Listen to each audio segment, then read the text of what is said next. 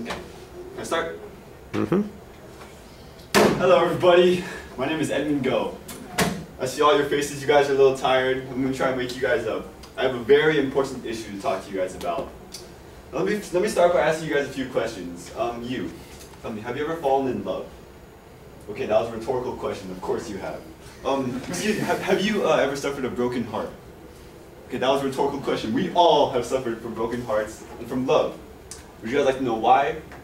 It's all from one main idea. Because the idea that we have freedom of choice. We have the choice to desire men, women, or inanimate objects, whatever you guys want to decide. So I'm here to make the claim, as I said before, my name is Edmond COF. I'm here to make the claim that arranged marriages promote a more sustainable lifestyle than regular marriages. I see some of you guys look at me like I'm crazy. I hope that in the next 5 minutes I'll be able to prove to you that my point is true.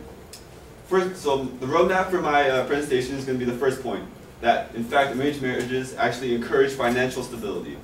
I'll prove that later. Second point, that in fact arranged marriages actually help benefit social components of relationships, that they actually strengthen family ties and friendly bonds. My last point will be to describe stability, that arranged marriages actually provide you with a sense of stability that actually is hard to find in regular marriages today.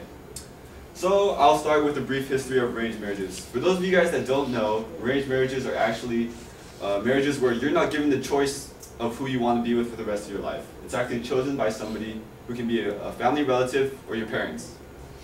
Now I know that may be very strange to you guys, but it actually is very popular throughout the world. It can be found all throughout history of mankind. For example, we can look at Japan. In ancient Japan, samurais would actually they would use arranged marriages as a way of securing military alliances, so that if feuding parties they couldn't find agreement, marry off their daughters, and it would be fine. And I know all of us have been through English, so I will talk about one that we all know, Romeo and Juliet. There was a very popular arranged marriage in that story between Juliet and Paris, which was actually situated by Lady Capulet, who wanted her daughter to be safe financially, and in order to do that, she wanted her to marry someone who came from a very prestigious family, which Paris did. So, I will now come to the point about where arranged marriages actually strengthen family bonds. In an interview with ABC News, a young girl named Preeti Gulati, an Indian girl, gave an interview regarding her marriage. She is a person who has taken part in arranged marriage. Her story is labeled, "First comes marriage, then comes love." As she was interviewed, one of the interesting questions that they asked her was, why did you agree to this? Because she did actually move to America, where ideals are you get to choose who you want. But the interesting fact that she said was that she actually agreed with the ideas of her parents. She agreed that instead of going for love, falling head over heels, she actually wanted to trust her parents, and that she wanted marriage to be seen differently than it is in the world today. In the world today, we're given this idea that you see a person, you fall in love, head over heels, you guys get together, happy endings. But her view was that marriage should be you and your life partner, not a summer fling. So what her basis of marriage was on was the fact that, okay, you guys may not fall in love in the beginning, but you guys get together, you guys are financially sound, you guys are secure because you know that your families want you guys to be together, and in the end, love will come. In addition, one statistic that we found was that in India particularly, I know it's not the US, but in India, a place with a very high population, around 90% of marriages are arranged in India. However, which this may astound you guys, but actually 60% of marriages worldwide are arranged. Another example we find is from Sandhu. Her marriage was also an arranged marriage, and she was interviewed by NPR. And with her example, she relayed the idea that, in fact, she trusted her parents too, and that the only way for parents to guarantee that their children will be safe is if the parents chose themselves. The parents were the ones responsible for choosing a mate that was financially secure and that would make sure that their son or daughter would be taken care of. My last point regards to stability of marriages.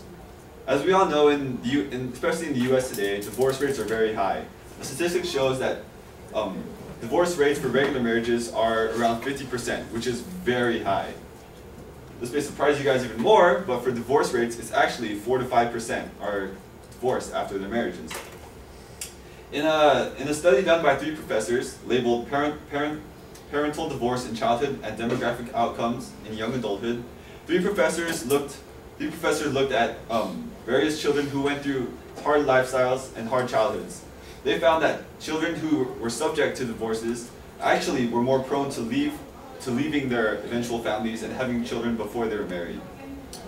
So in conclusion, I'd like to restate my claim that arranged marriages are in fact more beneficial and actually promote a more sustainable lifestyle than regular marriages. Thank you.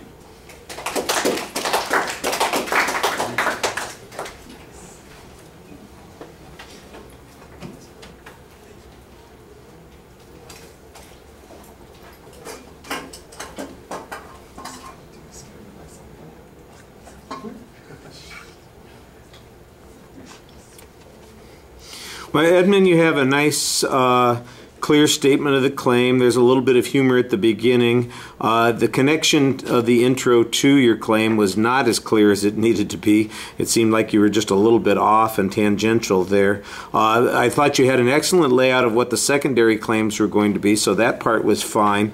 It's organized and easy to follow. The evidence, I think, is a little bit thinner. It sounds like you're relying on the testimony of 2 women who have had arranged marriages to suggest that shows that they are successful. And even then, it just says that, that they have respect for their parents' decision. It doesn't necessarily say that the marriage is going to be successful or that it was successful, so it doesn't really go much beyond that. I thought that was a little bit problematic. You had some data on divorce that you talked about. Again, I'm not sure that it's cited very clearly, and I'm not sure what inferences you want us to draw from this. It seems like ultimately you're suggesting that arranged marriages would be more stable, and I guess the argument is but like I said, it was a little bit confusing. I think what you're trying to say is that the divorce rate in places where they have arranged marriages is relatively small compared to like the United States, where we don't have arranged marriages, where the divorce rate is relatively high.